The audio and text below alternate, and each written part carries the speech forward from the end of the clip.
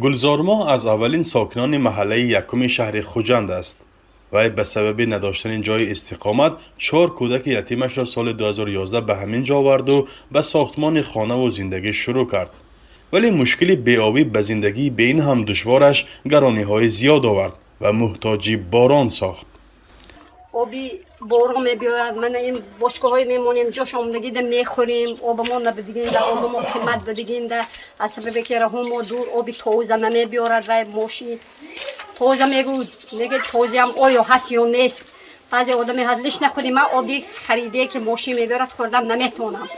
مثل حوله گلزارما تقریباً 1,500 حوله دیگر در محله‌های یکم و دوم که با نام محله‌های نو مشهور است بیشتر از 10 سال باز آب ندارند.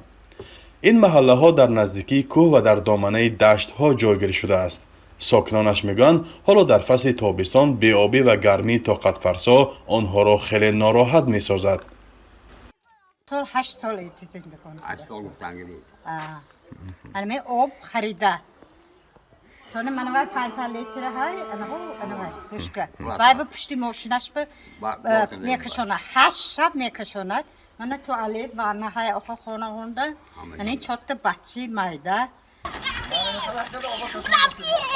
نبود آب و دیگر خدمت‌رسانی‌ها باعث به آن شده است که ساکنان به این محله‌ها برای اقامت کم می‌آیند. آنهایی که به نیت ساختمان خانه‌های قبلیشان را فروخته بودند، حالا به گفته همسایه‌هایشان در اجاره می‌نشینند.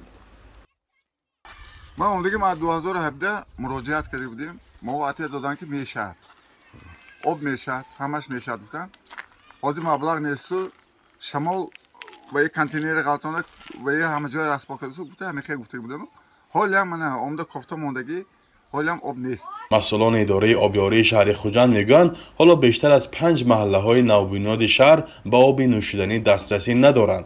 تنها در پی درخواست‌های زیاد مجبورند ساکنان را با آب کشانیده تامین سازند، ولی از روی نقشه ساختمان آبیاری این منطقه‌ها به ترتیب ادامه دارد. دامی 2 ماه 3 ماه به پوره محله‌ها 1 و 2 آب تامین کرده میشه. مشکلی پیوست نشدن این لوله‌های آب نوشاکی در برخی محله‌های نوبنیاد در حال است که باشندگان دیگر محله‌ها بارها از قطع آب نوشاکی شکایت کرده بودند. آنها میگویند کارمندان اداره آب آگاه و ناآگاه آب را قطع میکنند و در این روزهای گرم ساعتها به آب میگذارند. مسئولان اداره این مشکل را رد نمیکنند و آن را با کمابی کانال خواجه باقرخان ربط میدهند.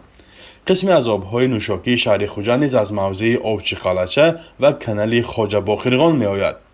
3 سال پیش یک گزارشگر ویژه سازمان ملل گفته بود که حکومت تاجیکستان برای دسترسی ساکنان به آب و خدمات بهداشتی باید بیشتر تلاش کند، چیزی که مردم میگویند حل نشده مانده است و مقامات میگویند از پیش هستند.